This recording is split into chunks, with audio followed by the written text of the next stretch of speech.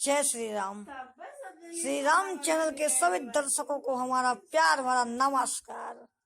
हम आशा करते हैं कि आप सभी लोग हमारे द्वारा बनाई गई वीडियो को भली प्रकार देखते होंगे और हमारे द्वारा बताई गई भगवत गीता को सुनते होंगे, हमारी वाणी को जन जन तक पहुंचाने का प्रयत्न करते होंगे। दोस्तों, यदि हमारे द्वारा बनाई गई भगवत गीता आपको अच्छी लगे तो लाइक शेयर सब्सक्राइब एवं कमेंट करना न भूलें। अध्यात्म का संसार सीधे आपके द्वार। हे ज्ञान गंगा की पुण्य धारा, नमामि गीता नमामि गीता।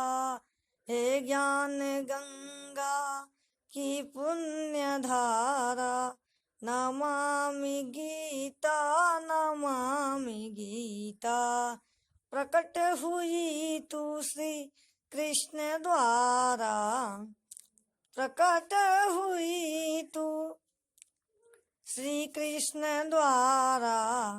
तेरा उपासक कभी न हारा, नमामि गीता नमामि गीता। तेरा हरि श्लोक है दिव्य तारा, तेरा हरि श्लोक है दिव्य तारा। नमामि गीता नमामि गीता। मित्रों, आज श्रीमद् भगवत गीता का द्वितीय अध्याय हम प्रारंभ करने वाले हैं। दोस्तों, लगातार इस अध्याय की भूमिका आप तक हम पहुंचाए हैं वीडियो के माध्यम से। आशा करते हैं कि आप समझ गए होंगे कि भगवत गीता क्या है। फिर भी यदि किसी भी प्रकार का आपको भगवत गीता से संबंधित अथवा दर्शनवादी विचारधारा से संबंधित प्रश्न पूछना हो तो आप सभी लोग कमेंट बॉक्स में लिखें। उसके जरिए हमें आपका प्रश्न हम तक पहुंच जाएगा और प्रत्येक प्रश्न का उत्तर हम स्वतः इसी प्रकार आ करके आपको देंगे। दोस्तों, भगवत गीता एकमात्र परमात्मा में श्रद्धा और समर्पण के भाव से प्राणी मात्र को स्थित करने में सदा समर्थ है।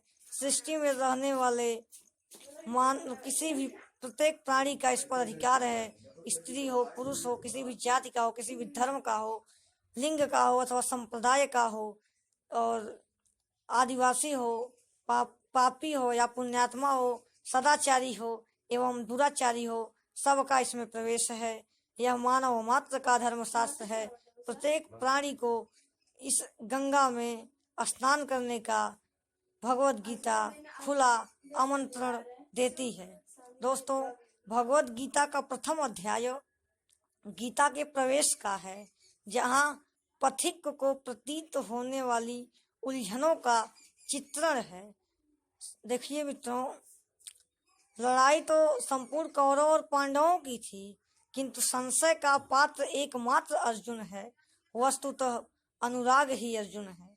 जब प्राणी मात्र के हृदय में अनुराग की उत्पत्ति होती है, तब अनुराग के प्रथम चरण में पारिवारिक मोह बाधक बनता है, क्योंकि समस्त मोहमय घिराव को काट करके एकमात्र परमात्मा में ही स्थित होना पड़ता है। अनुराग के अंतर्गत रोमांच, अश्रुपात, प्रलय तथा कंप ये सभी विद्यमान होते हैं, क्योंकि हरि गुण गावत पुलत शरीरा, अगद गद गिरा नयन बहनीरा। यही स्थिति एक अनुरागी पुरुष की होती है। जब कोई भी अनुरागी सदगुरु के शरण में जाता है तो अपने आप को गुरु के ही बराबर समझता है। और आप अर्जुन को ही देख लीजिए, योगेश्वर श्री कृष्ण के सम्मुख उन्होंने 4 तर्क प्रस्तुत किए। देखिए वास्तव में होता क्या है, जब आप सदगुरु के शरण में जाते हैं तो कहा गया ना, जब मैं था तब हरि नहीं, जब हरि है मैं नाही। अप्रेम गली अति साकरी, इसमें दो न समाए। जब मेरे अंदर अहंकार का प्रादुर्भाव था तब हरि नहीं थे, और जब हरि हैं तब अहंकार नहीं। तो जहाँ राम है वहाँ काम नहीं, और जहाँ काम है वहाँ राम नहीं। तो आत्मा और परमात्मा के मिलन में जो अमुख और अद्भुत भूमिका निभाते हैं वो सतगुरु ही हैं, क्योंकि जब मैं था तब गुरु नहीं, जब गुरु है मैं नाही। सब अंधियारा मिट गया, दीपक देखा माही। जब मेरे अंदर अहंकार था तब मेरे गुरुदेव नहीं थे, और जब गुरु हैं तो अहंकार नहीं है।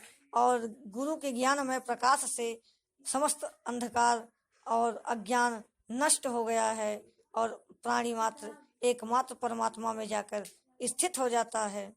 और अर्जुन जब सदगुरु के शरण में गए, अर्थात यूं समझ ले जब प्राणी सदगुरु के शरण में जाता है और उसे मोहमय प्रवृत्तियों का त्याग करना पड़ता है, उसको प्रतीत होने लगता है कि बाल बच्चे परिवार अपने नहीं हैं, तब वो हताश हो उठता है और रूढ़िवादी परंपराओं में वह अपना बचाव ढूंढने लगता है।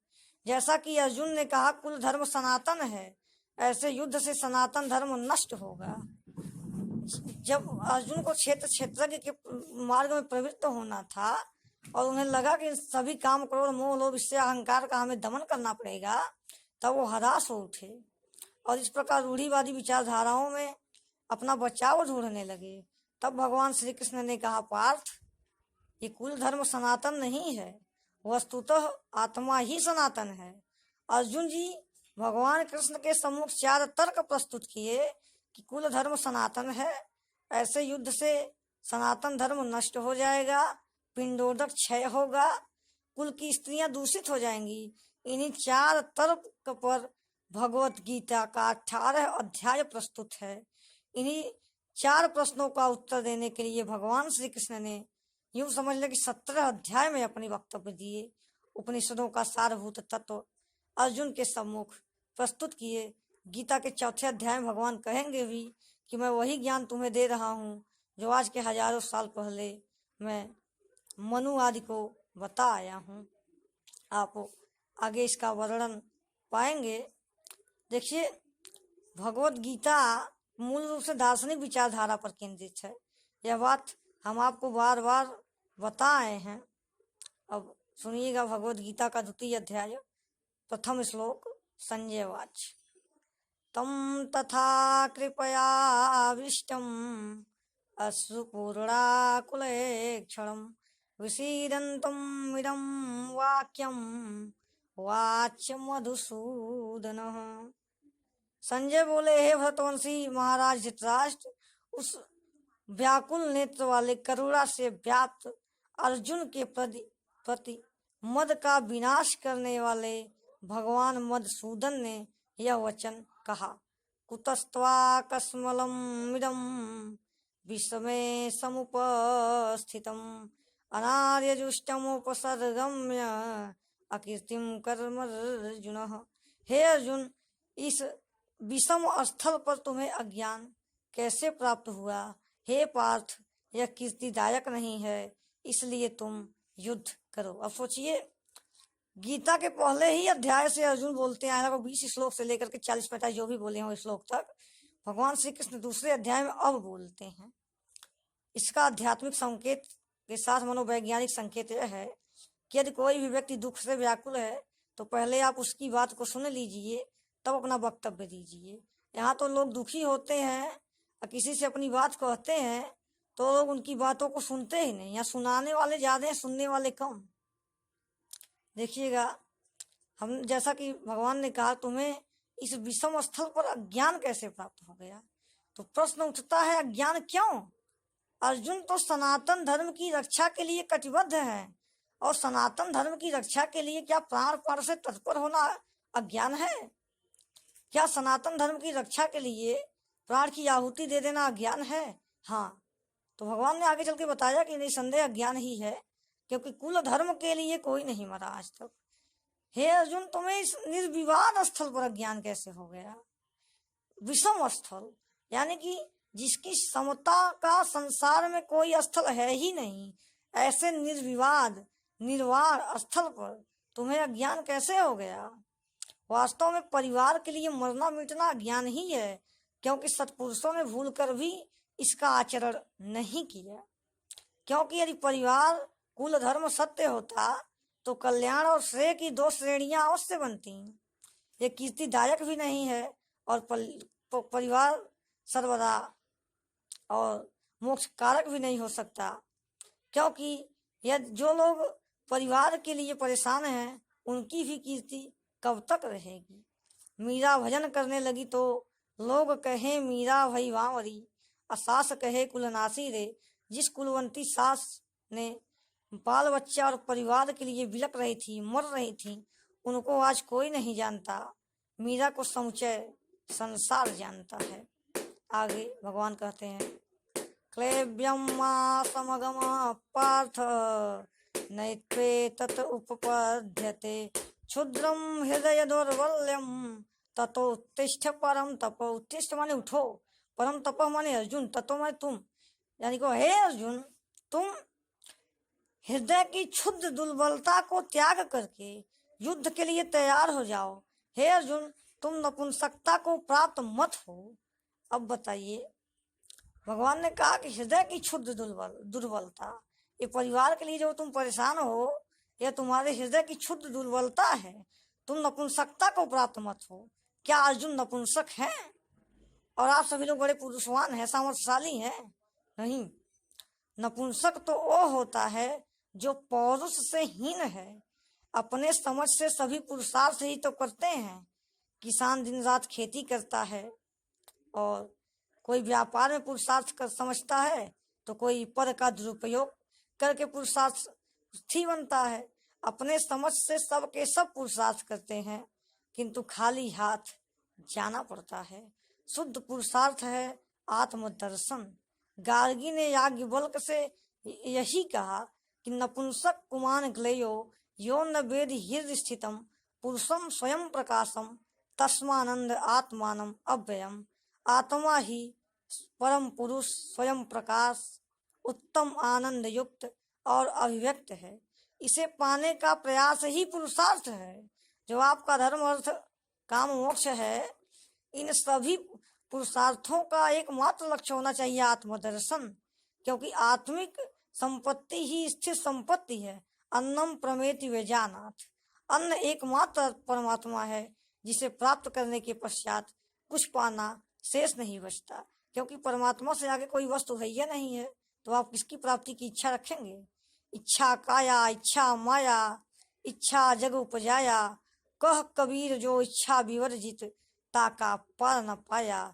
जिसने समुचय इच्छा को जीत लिया वह अपरंपार मानव है, उसका कोई पारावार नहीं, वह अमित पारावार है।